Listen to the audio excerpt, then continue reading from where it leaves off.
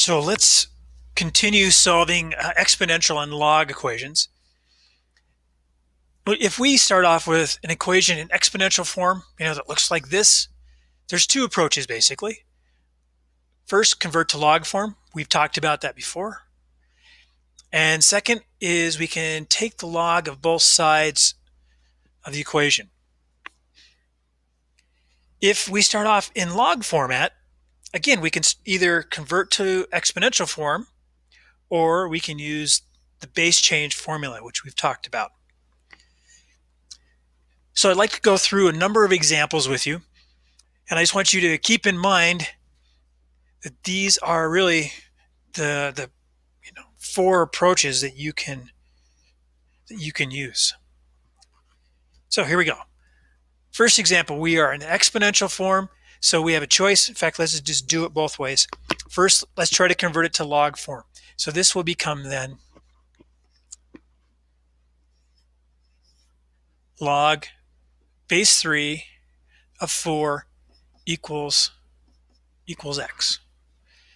And if we do that, then now we would have to do the base change formula, which is log base 10 of 4 divided by log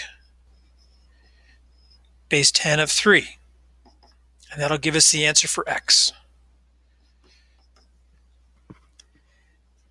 The other approach would be to take the log of both sides. So I could go with the log of 3 and the log of 4. Now if I do that, you remember one of the properties of logs allows us to take an exponent and bring it in front.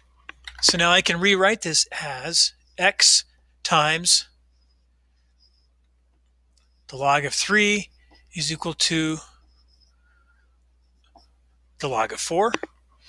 And now you can see I'm just going to divide both sides by the log of 3, divide by the log of 3, and I get that x is equal to the log of 4 divided by the log of 3, which I'm hoping that you recognize is the same thing, right? So we can get there both ways in this problem. I think it was probably easier to do it this way. Okay, let's try something that's a little messier. So again, with this one here, it's tough to convert it into the log format because we have an exponential on both sides. So what's going to be easier here is just to take the log of both sides. Just like when we're solving any equation, whatever you do to one side, you do it to the other. So here we're going to take the log of both sides. Now we're going to use the property of logs that allows us to take exponents and move it out front. So rewriting this, now I have x plus 2 times the log of 3. And over here I'm going to have 1 minus 2x times the log of 4. Now we need to actually look up what the log of 3 and 4 are at this point. So let's do that.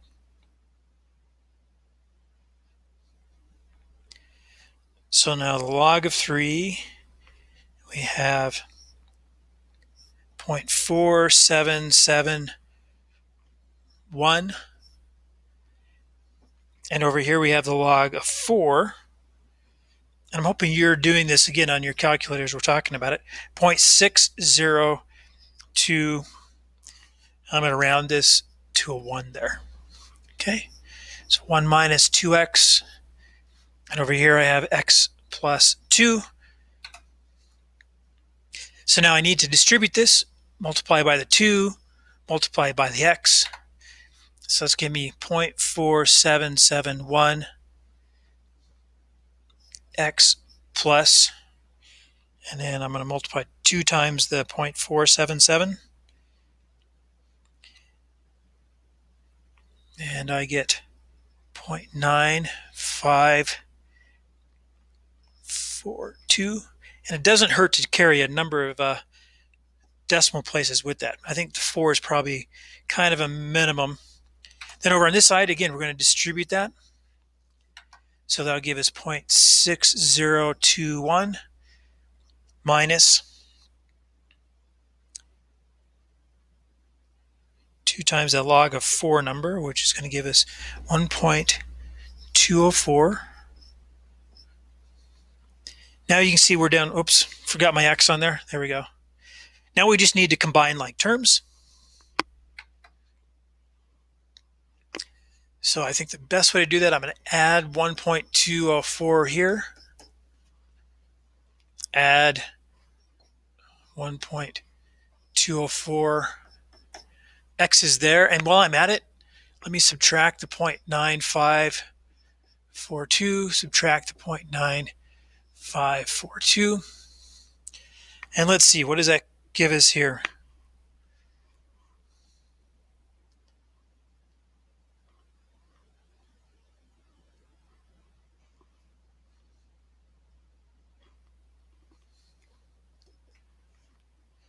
So on the left side, we're going to have 1.6812x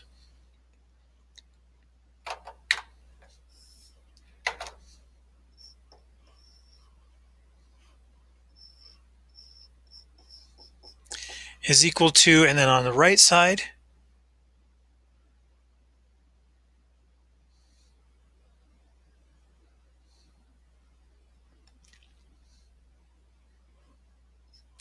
negative 0.3526. And now we just need to divide both sides by the 1.6812.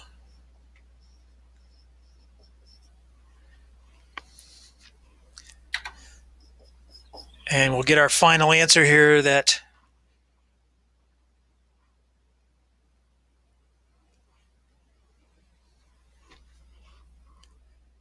is equal to negative 0.2097.